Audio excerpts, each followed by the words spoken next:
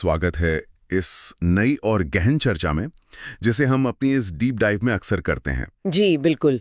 आज 10 मार्च 2026 है और हमारे सामने जो मुख्य स्रोत है वो है करंट अफेयर्स इनसाइट 11 मार्च 2026 की एक विशेष रिपोर्ट। बिल्कुल वही विशेष रिपोर्ट।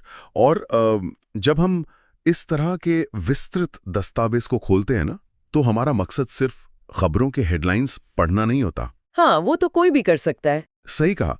जो लोग इन विषयों पर लगातार नजर रखते हैं, उन्हें बुनियादी बातें बताने की जरूरत नहीं है। हमारा असली मिशन ये डिकोड करना है कि कैसे इस रिपोर्ट के 11 अलग अलग डेटा पॉइंट्स, जो कि काफी अलग अलग क्षेत्रों से हैं। हाँ, चाहे वो नई पर्यावरण नीतियां हो, वैश्विक रक्षा समीकरण हो या जमीनी स्तर का इंफ्रास्ट्रक्चर, ये सब एक ही बड़ी तस्वीर के अलग अलग पिक्सल हैं। मैं कहूंगी कि ये फासला और ये कनेक्शन ही सबसे महत्वपूर्ण पहलू है। एक किताब प्रेमी की तरह मुझे तो ये किसी सस्पेंस थ्रिलर से कम नहीं लग रहा।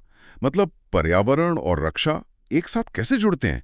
आज की चर्चा में हम यही समझने की कोशिश करेंगे कि नीतियों के दस्तावेज और जमीनी हकीकत के बीच का फासला कितना बड़ा है। जब हम इस रिपोर्ट के पन्नों को पलटते हैं तो इसमें कई ऐसी नीतियां और घोषणाएं हैं जो भविष्य का एक बहुत ही आशावादी खाका खींचती हैं। हालांकि लेकिन साथ ही कुछ ऐसे आंकड़े भी हैं जो हमें वर्तमान की कठोर वास्तविकता की याद दिलाते हैं। इन सूचनाओं को अलग अलग बॉक्स में रख के नहीं देखा जा सकता। अर्थव्यवस्था, पर्यावरण और राष्ट्रीय सुरक्षा अब एक दूसरे के साथ पूरी तरह से गुथे हुए हैं। आज के इस विश्लेषण का उद्देश्य इन्हीं उलझे हुए धागों को सुलझाना है। चलिए इसे थोड़ा विस्तार से समझते हैं। रिपोर्ट के पहले ही खंड में पर्यावरण और ऊर्जा संक्रमण की बात की गई है। Energy transition. जी हाँ, पेज 4 पर जो स्पष्ट रूप से उल्लिखित है वो ये है कि इस साल अप्रैल से पेट्रोल में 20% इथेनॉल मिश्रण यानी E20 पूरी तरह से अनिवार्य होने जा रहा है। और ये एक बहुत बड़ा कदम है। इसके साथ ही भारत सरकार ने 7वीं राष्ट्रीय जैव विविधता रिपोर्ट भी जारी की है।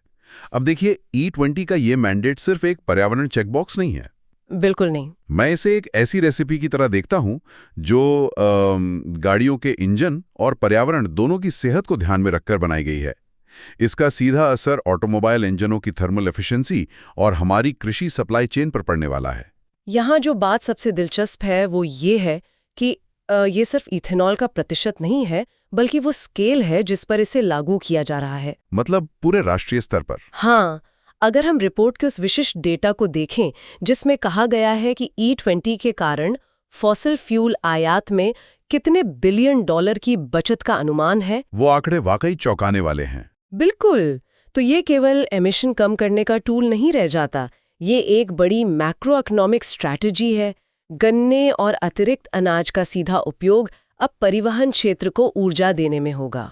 और किसानों को इसका सीधा फायदा मिलेगा। सही कहा।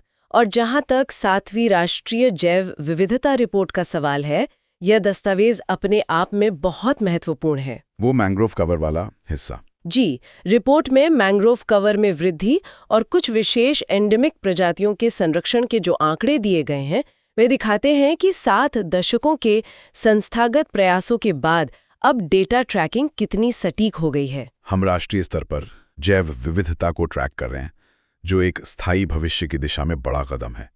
लेकिन यहीं पर वो विरोधाभास सामने आता है जिस पर चर्चा करना जरूरी है। आप गाजियाबाद वाले डेटा की बात कर रहे हैं? नो, हाँ बिल्कुल। रिपोर्ट के पेज 18 पर हालिया वायु गुणवत्ता सूचकांक यानी AQI का डेटा है। इस डेटा के अनुसार उत्तर प्रदेश का गाजियाबाद शहर देश में सबसे अधिक प्रदूषित दर्ज किया गया है। यह एक बहुत ही कड़वी सच्चाई है। मतलब एक ओर हम 7वीं जैव विविधता रिपोर्ट में प्राकृतिक आवासों के पुनरुद्धार का जश्न मना रहे हैं और E20 जैसी महत्वाकांक्षी ऊर्जा नीतियों को लागू कर रहे हैं, और दूसरी ओर हमारे शहर हाँफ रहे हैं। बिल्कुल। हमारी शहरी वास्तविकता यह है कि गाजियाबाद जैसे औद्योगिक हब में सांस लेना भी एक स्वास्थ्य जोखिम बन चुका है। ये कंट्रास्ट हमारी नीति निर्माण प्रक्रिया पर एक गंभीर सवाल उठाता है।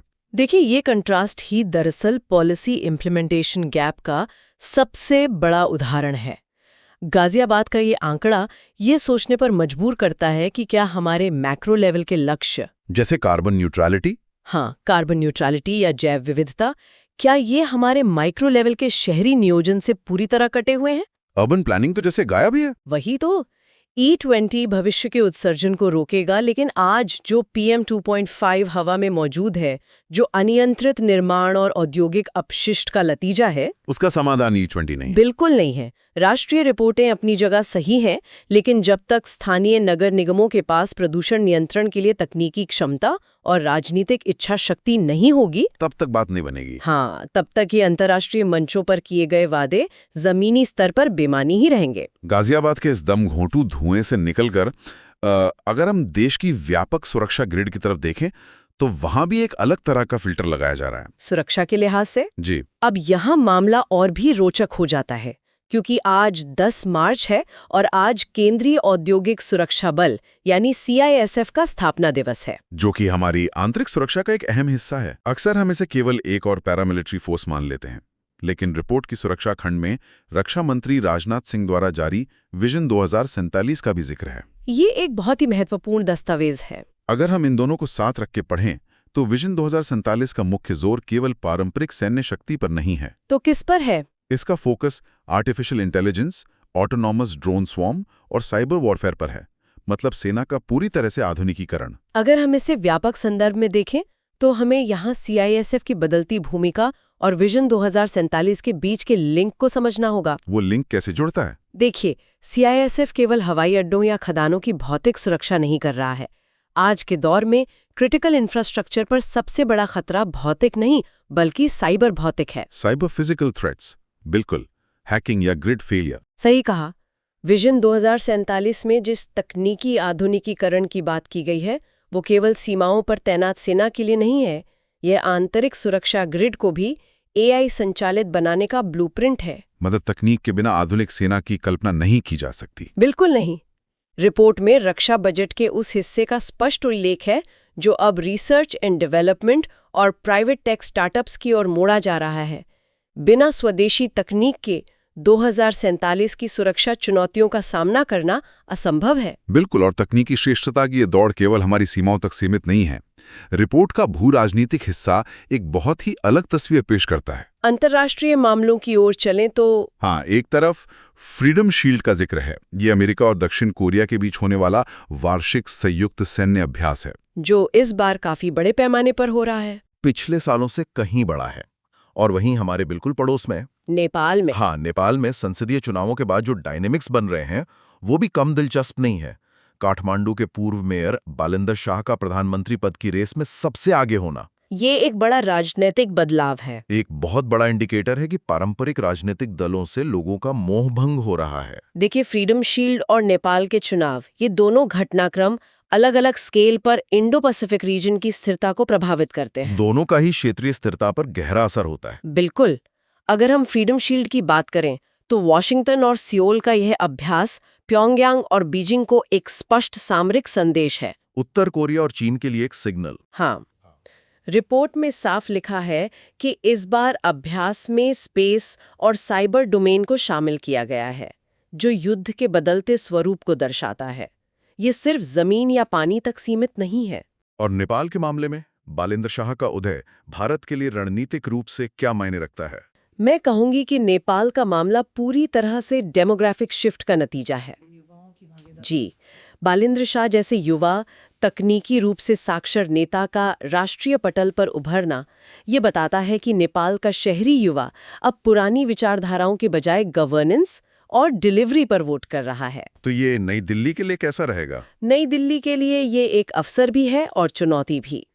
अवसर इसलिए क्योंकि एक प्रैग्मैटिक यानी व्यावहारिक नेतृत्व के साथ इंफ्रास्ट्रक्चर और ऊर्जा समझौते करना आसान हो सकता है। और चुनौती क्या है? चुनौती ये है कि ऐसे नेता किसी भी एक धड़े के प्रति पारंपरिक झुकाव नहीं रखते, चाहे वो भारत हो या चीन। वे विशुद्ध रूप से अपने राष्ट्रीय हित के आधार पर सौदेबाजी करेंगे। और फिर इंडो पैसिफिक की भू राजनीति को समझा। सारे डॉट्स कनेक्ट हो रहे हैं। दिन के अंत में कोई भी देश अपनी कूटनीति या सेना को तब तक मजबूत नहीं रख सकता जब तक उसका आंतरिक विकास का खाका यानी उसका बुनियादी ढांचा मजबूत ना हो। बिल्कुल, घर मजबूत होना चाहिए। रिपोर्ट के अगले हिस्से में कुछ बहुत ही ठोस आंकड़े हैं। सरकार ने अगले 9 वर्षों में 57 नए केंद्रीय विद्यालय खोलने की योजना को मंजूरी दी है। शिक्षा के क्षेत्र में बड़ा निवेश और इंफ्रास्ट्रक्चर के मोर्चे पर तमिलनाडु के मदुरै हवाई अड्डे को अंतर्राष्ट्रीय हवाई अड्डा घोषित करने पर मुहर लग गई है। मदुरै हवाई अड्डे का अंतर्राष्ट्रीय दर्जा पाना केवल नागरिक उड्डयन का मामला नहीं है। तो इसके आर्थिक मायने क्या हैं? अगर हम दक्षिणी आर्थिक कॉरिडोर को देखें तो मदुरै एक बहुत बड़ा MSME और टेक्सटाइल हब है। कपड़े का बड़ा बाजार। जी, इसे अंतर्राष्ट्रीय कनेक्टिविटी मिलने का सीधा मतलब है कि स्थानीय उत्पादों को ग्लोबल सप्लाई चेन में सीधे एंट्री मिलेगी, लॉजिस्टिक्स की लागत कम होगी। और अगर हम 57 नए केंद्रीय विद्यालयों के 9 साल के विजन को देखें तो मुझे शिक्षा के इस विस्तार और भौतिक कनेक्टिविटी के बीच एक समानता, एक पूरक संबंध दिखाई देता है। वो कैसे? नए स्कूल हमारी अगली पीढ़ी को विजन 2047 के लिए बौद्धिक रूप से तैयार कर रहे हैं, जबकि नए अंतर्राष्ट्रीय हवाई अड्डे आज की अर्थव्यवस्था को ग्लोबल मार्केट से जोड़ रहे हैं। दोनों ही चीजें भविष्य के लिए उड़ान भरने के अवसर प्रदान करती हैं। उड़ान और भविष्य की तैयारी का ये विचार बहुत सटीक है। आर्थिक नजरिए से देखें तो ये मानव पूंजी और लॉजिस्टिक कैपिटल का सीधा निवेश है। विजन 2047 में जिस उन्नत तकनीक की बात की गई है, उसे चलाने के लिए जो कार्यबल चाहिए, उसकी नींव इन्हीं 57 नए विद्यालयों में रखी जाएगी। बिल्कुल सही बात है। इसके अलावा एक और बात जो इस विकास के खाके को पारदर्शी बनाती है, वो है डिजिटल गवर्नेंस। रिपोर्ट में इस बात पर विशेष जोर दिया गया है कि गवर्नमेंट ई-मार्केटप्लेस यानी जैम ने अपनी 7वीं वर्षगांठ पूरी कर ली है। जैम की इस यात्रा को रिपोर्ट में बहुत विस्तार से कवर किया गया है। सरकारी खरीद में जो एक समय अपारदर्शिता और लाल फीताशाही का बोलबाला था, जो करप्शन होता था, हाँ, उसे इस डिजिटल प्लेटफॉर्म ने पूरी तरह से बदल दिया है। जो ट्रांजैक्शन वॉल्यूम इस रिपोर्ट में कोट किया गया है, वो वाकई चौंकाने वाला है। जैम की सफलता केवल एक पोर्टल की सफलता नहीं है, ये इस बात का प्रमाण है कि जब तकनीक का इस्तेमाल सिस्टम की सफाई के लिए होता है तो वो कितना प्रभावी हो सकता है। मतलब करोड़ों रुपए की सरकारी खरीद अब एक क्लिक पर हो रही है। हाँ, पूरी तरह से पारदर्शी बिडिंग प्रोसेस के जरिए। और यहाँ मुझे एक बहुत ही दिलचस्प पैटर्न नजर आ रहा है। कौन सा पैटर्न? हमने शुरुआत में 7वीं राष्ट्रीय जैव विविधता रिपोर्ट पर चर्चा की थी। अरे हाँ, और अब हम जैम की 7वीं वर्षगांठ देख रहे हैं। ये नंबर 7 का संयोग महज एक इत्तेफाक नहीं है, बल्कि दिखाता है कि पिछले एक दशक में शुरू किए गए कई संस्थागत रिफॉर्म्स अब अपनी परिपक्वता के चरण में पहुंच चुके हैं, मैच्योरिटी स्टेज पर आ गए हैं। और इस परिपक्वता का सबसे बेहतरीन उदाहरण हमें जमीनी स्तर के नेतृत्व में देखने को मिल रहा है। पंचायत स्तर पर जो अभियान है। जी, रिपोर्ट का आखिरी और शायद सबसे प्रेरणादायक हिस्सा 11 मार्च को होने वाले सशक्त पंचायत नेत्री अभियान के बारे में है। पंचायती राज मंत्रालय द्वारा महिलाओं के लिए आयोजित यह राष्ट्रीय सम्मेलन केवल एक प्रतीकात्मक आयोजन नहीं लगता। बिल्कुल नहीं, ये जमीनी हकीकत बदलने वाला है। जब हम मदुरै में अंतर्राष्ट्रीय हवाई अड्डे बना रहे हैं और जैम पर अरबों की डिजिटल खरीद कर रहे हैं, तब इस तरह के अभियान ये सुनिश्चित करते हैं कि नीतियां और तकनीक का लाभ केवल महानगरों तक सीमित न रहे। मैं कहूंगी कि नेत्री अभियान असल में विकेंद्रीकरण का अगला चरण है।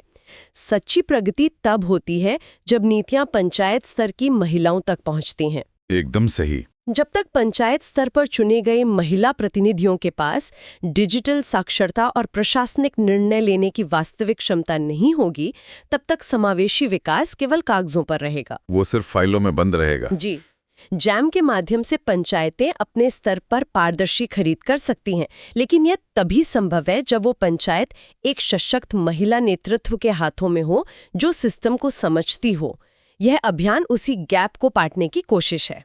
ये पूरी चर्चा हमें एक बहुत ही व्यापक परिप्रेक्ष्य देती है। चलिए एक बार जल्दी से इस विस्तृत दस्तावेज के मुख्य निष्कर्षों को समेट लेते हैं। जी, एक रीकैप कर लेते हैं। हमने शुरुआत की E20 इथेनॉल ब्लेंडिंग के ऊर्जा संक्रमण और 7वीं राष्ट्रीय जैव विविधता रिपोर्ट के पारिस्थितिक लक्ष्यों से। इसके तुरंत बाद हमने नीतियों और जमीनी हकीकत के अंतर को गाजियाबाद के गंभीर प्रदूषण संकट के माध्यम से समझा, जो एक बड़ा कंट्रास्ट था। बिल्कुल। सुरक्षा के मोर्चे पर CISF की बदलती भूमिका और रक्षा मंत्रालय के AI संचालित विजन 2047 पर बात हुई। भू राजनीति में अमेरिका दक्षिण कोरिया के फ्रीडम शील्ड अभ्यास के सामरिक संदेश और नेपाल में बालेंद्र शाह के उभार से बदलते क्षेत्रीय समीकरणों को डिकोड किया। और अंत में विकास का खाका देखा। हाँ, 57 नए केंद्रीय विद्यालयों और मदुरै के अंतर्राष्ट्रीय हवाई अड्डे से लेकर जैम की 7वीं वर्षगांठ की डिजिटल क्रांति और सशक्त पंचायत नेत्री अभियान तक हमने विकास के उस ब्लूप्रिंट को देखा जो भारत के भविष्य को आकार दे रहा है। ये एक महत्वपूर्ण प्रश्न उठाता है, एक ऐसा प्रश्न जिस पर शायद रिपोर्ट में भी सीधे तौर पर बात नहीं की गई है। वो क्या है? हमने पर्यावरण के लक्ष्यों जैसे E20 और जैव विविधता की बात की, और साथ ही तकनीकी विकास जैसे विजन 2047 और जैम जैसे डिजिटल प्लेटफॉर्म्स दोनों की बात की। हाँ, दोनों जरूरी हैं। लेकिन असली सवाल ये है, जब 2047 तक हमारी सेना पूरी तरह से AI संचालित हो जाएगी, हमारे हर शहर में स्मार्ट इंफ्रास्ट्रक्चर होगा और सरकार का हर काम विशाल डेटा सेंटर्स के जरिए होगा, तो उस भारी भरकम डिजिटल ढांचे को चलाने के लिए लगने वाली असीमित ऊर्जा कहाँ से आएगी? अरे, ये तो सोचने वाली बात है। क्या बुनियादी ढांचे का तेजी से विकास और सेना का भारी तकनीकी आधुनिकीकरण हमारे पर्यावरण के साथ हमेशा टकराव में रहेगा? क्या इन AI मॉडल्स और डेटा सेंटर्स का विशाल कार्बन फुटप्रिंट हमारे E20 और जैव विविधता के सारे प्रयासों को शून्य तो नहीं कर देगा? मतलब एक तरफ हम कार्बन कम कर रहे हैं और दूसरी तरफ बढ़ा रहे हैं। वही, एक तरफ हम कार्बन उत्सर्जन कम करने के लिए पेट्रोल में इथेनॉल मिला रहे हैं और दूसरी तरफ हम ऐसा तकनीकी भविष्य बना रहे हैं जो ऊर्जा का भूखा है। ये एक पैराडॉक्स है। क्या हम अनजाने में एक ऐसा डिजिटल यूटोपिया बना रहे हैं जो पूरी तरह से एक पारिस्थितिक घाटे पर चलने वाला है? या क्या तकनीकी हमें भविष्य में इन दोनों के बीच संतुलन बनाना सिखाएगी? ये एक ऐसा विचार है जो इस पूरी रिपोर्ट के निष्कर्षों को एक नए और चुनौतीपूर्ण नजरिए से देखने पर मजबूर करता है।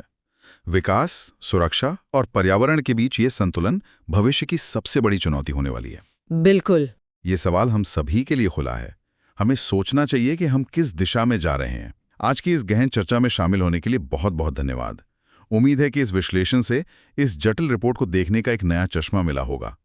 इन अंतर विरोधों पर विचार जरूर करना चाहिए, क्योंकि आने वाले समय में जो फैसले लिए जाएंगे वे इन्हीं सवालों के इर्द गिर्द घूमेंगे। मिलते हैं अगली बार एक नई जानकारी और एक नए और गहरे विश्लेषण के साथ।